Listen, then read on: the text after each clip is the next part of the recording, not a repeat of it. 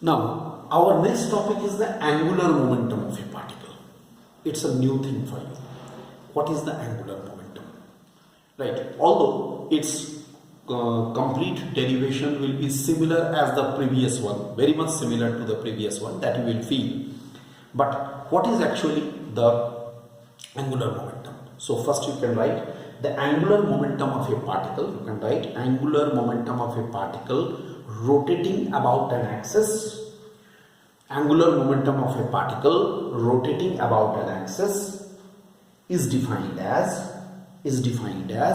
the moment of the linear momentum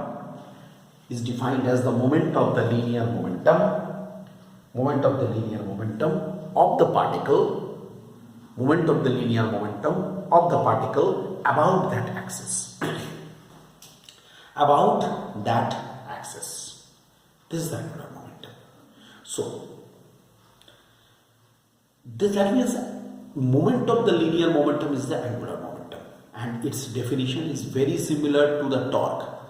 You can write also it is mainly defined as the product of the magnitude of the angular momentum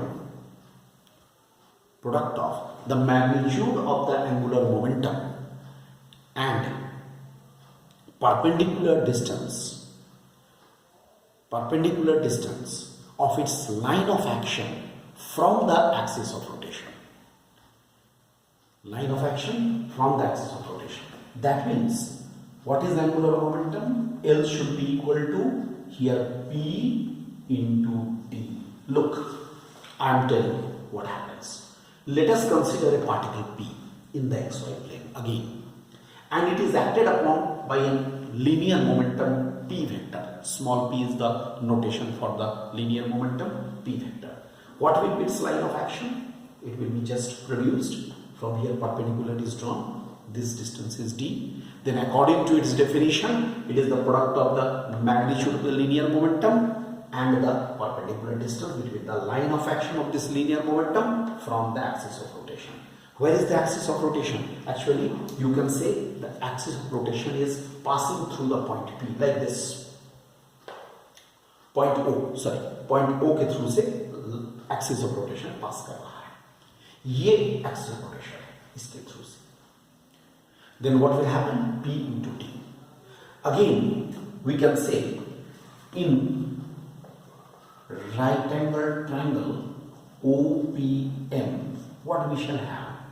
D by R is equal to sine theta. So D is equal to R sine theta. So L is equal to P into R into sine theta.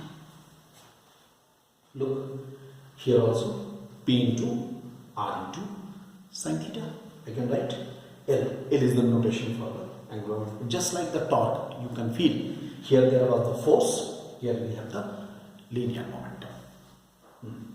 This is. Now we can write here in this also again. If I make it a vector quantity, L vector is equal to R into P into sine theta into L cap. That means L vector should be R vector cross P vector. It can be written. Now P vector may be resolved into the two components. Here it is PR and here it is P theta. P vector is resolved into the two components. Okay, PR is called again the radial component of P vector, and P theta is the transverse component of P vector. Then what we can write? L should be equal to R into P sine theta, which is equal to R into P theta. That means again I am doing the same thing, just in the same way. It is, what is the angular momentum? Angular momentum is the product of the magnitude of the position vector of the particle and the transverse component of the linear momentum. transverse component of the linear momentum acting on the particle. So ultimately we are getting this expression. See, simple, this expression we are getting for the angular momentum. For angular momentum you can find out, I think, one more thing. We have L is equal to R into P into sine theta. Here also for theta equal to 0 and pi, sine theta must be 0. So L will be 0. And for theta equal to 90 degree or pi by 2, sine theta will be 1. So L is equal to R into P or MPR. P is MP, so MPR. In many places you will need it. Okay, I think you can very easily write its unit and dimension. That is not a problem at all. So I want to find a relation between torque and angular momentum. Let us find out a relation between the torque and the angular momentum. Okay? Angular momentum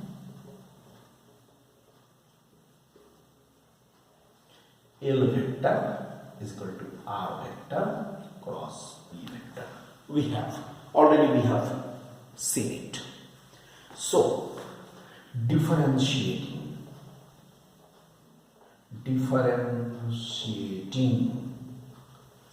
with respect to t, we get dl vector by dt is equal to d by dt of r vector cross p vector. Mind this is cross. You know, I think all of you know the rules for differentiation. It should be alternate r vector into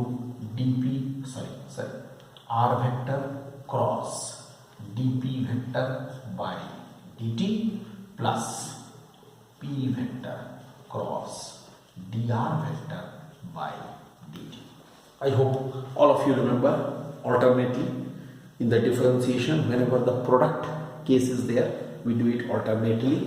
That means it is equal to r vector cross, you know, this is f vector according to Newton's second law, dp vector by dt plus this may be written as mv vector cross dr vector by dt is v vector.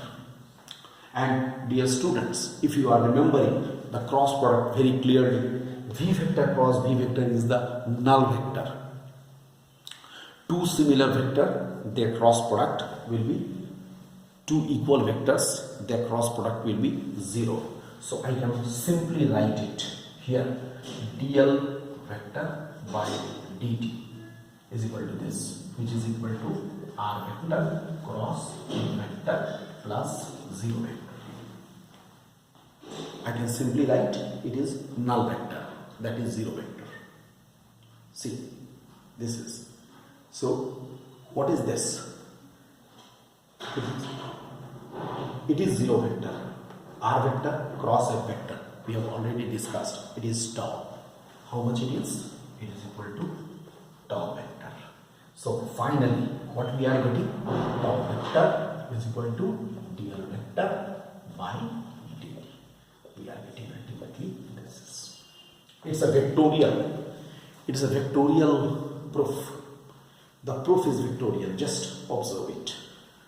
Both are vector quantities and the product, this proof is vectorial. That means we shall always use it with the proper consideration of sign.